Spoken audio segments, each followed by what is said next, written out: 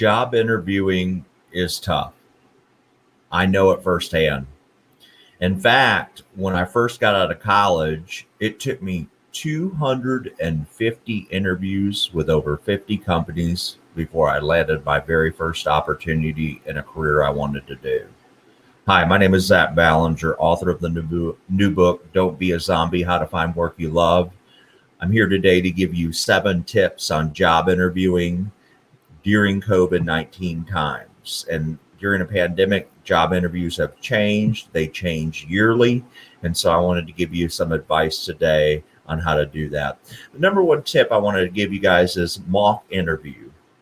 Mock interviewing is critical to your success. What it allows you to do is practice, practice, practice. And most of your job interviews now during pandemics will be through a virtual series. Why not go ahead and test your lighting, how you dress, how you look like? You can schedule these with your career centers and to get feedback on your performance. Also what mock interviews do is they help you from repeating bad answers. And so if you give the interview a bad answer, you don't really know it because you don't get a lot of feedback during your job interviews. What mock interviewing does, it allows the professional to give you guys feedback. It works for students, it works for professionals.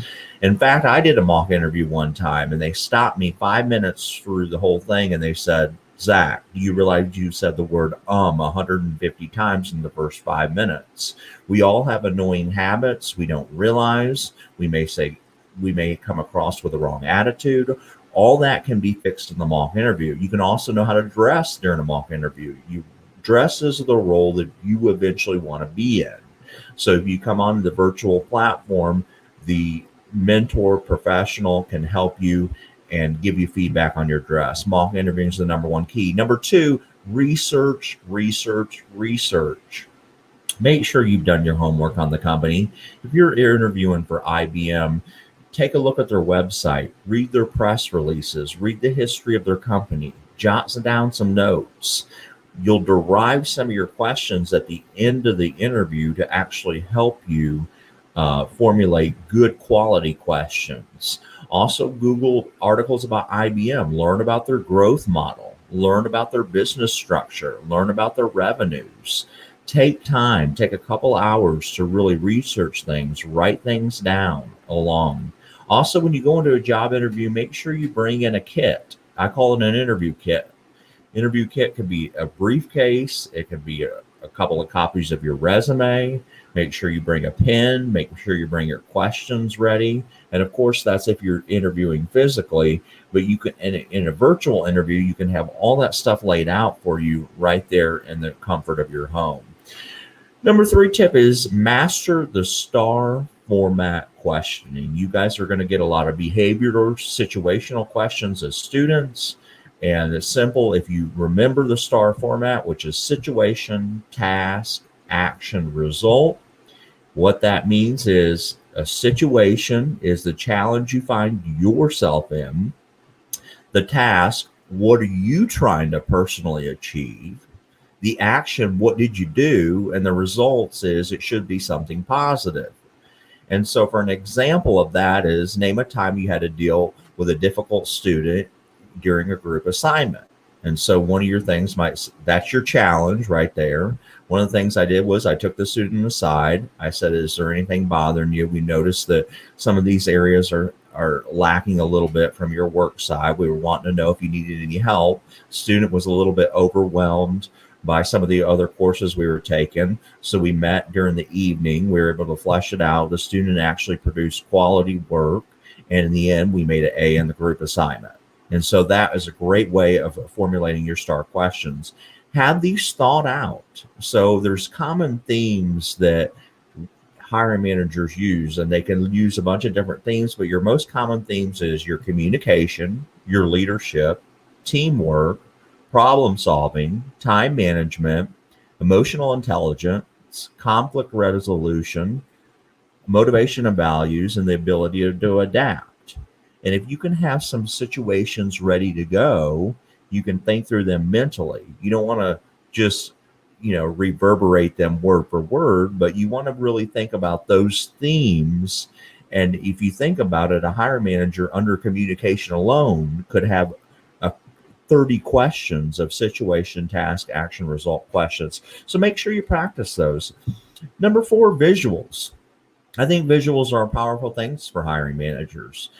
For students, you can keep your academic achievements, you can keep your leadership awards, your volunteering, any emails. You may think some things are trivial, but if you get an email from a professor that says great job on this, print that out, put together a portfolio of your accomplishments, and maybe even leave it behind with the interviewer. If you're talking through an example, wouldn't it be great to show them? So in other words, if they said, name a time you had leadership on campus, what did you do? What did that look like? Wouldn't it be great if you had a leadership award right there? You were physically able to show them that in the interview, that you took a leadership role in a class and a group assignment. So I would really start today putting together this portfolio that you can bring into the job interview to show them, because hiring managers are visual people. You think about it, it makes sense for any business. The more senses you touch, the more things people remember about your candidacy. Another thing is practice the most commonly asked questions. So do you know how to answer? Tell me about yourself. Walk me through your resume. Why do you want to work here? What are some of your weaknesses?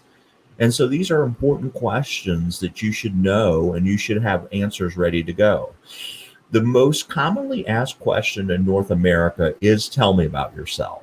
And if you don't start off an interview right by this right answer, then you're really going to struggle the rest of the interview. It really needs to be 1 minute to 2 minute pitch. They call it an elevator pitch, that you tell them what you're graduating in, what your major is, what you would like to do in your future job, what value can you bring to the company currently, and what you want to do in the future. And you formulate that type of a practice answer, and it really does set yourself apart. And I'm going to give you an example of that today. So a great answer from a student is, I'm a senior at Michigan Technological University, majoring in biomedical engineering. Ever since I was a kid, I wanted to work in the field of prosthetics. I saw firsthand how a prosthetics limb helped give my best friend a normal teenage life, and I've always wanted to be a part of the process. I'm drawn to prosthetic design and research, which is why I'm so excited to learn more about your internship that your company is offering. So really have these elevator pitches ready to go. Your weaknesses question, it really stumps students. Even if you Google it, that has the wrong answer there. Your weakness is a developmental area that you're working on to improve that's least detrimental based on the job description. Your job description is your Bible. So make sure you read it 3 or 4 times. I would list all your weaknesses, address the one that is least detrimental to your job, and explain to them how you're overcoming your weaknesses. Number 6, have good questions formed to ask the interview at the end of it. You don't want to leave an interview and say, I don't have any questions for you. You want to have well thought out, formulated questions tailored to the company. If you're interviewing for IBM example, so I noticed that you went away from using from the Indian market, you've decided to go more into the domestic and European markets. What does that look like for your company? How does that affect my job? And what success do you think it'll have for the product pipeline? I just made that off the top of my head, but you're able to really learn about the company, inform yourself, and then ask good questions in the end. The final thing is that I would recommend everyone to do after your job interviews is, I don't care if it's a virtual interview, make sure you send a thank you letter to every individual that interviewed you. So if you're interviewing with a panel and you've got 3 hiring managers that are interviewing you virtually, make sure you gather their emails, customize an email thank you letter.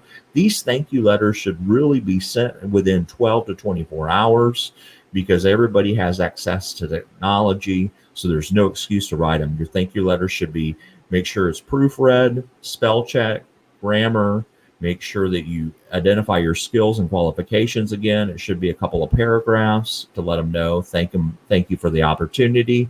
But I see many professionals not even sending thank you letters at all. And it's imperative for you to be able to send thank you letters.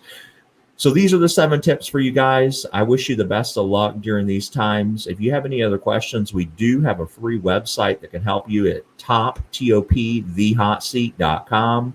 There's all this information there in much more depth that you can read for free. All these articles are posted there, even questions to ask the interviewer as soon as you're sitting in this chair. Again, that's topthotseat.com. Thank you guys so much. Take care. Good luck.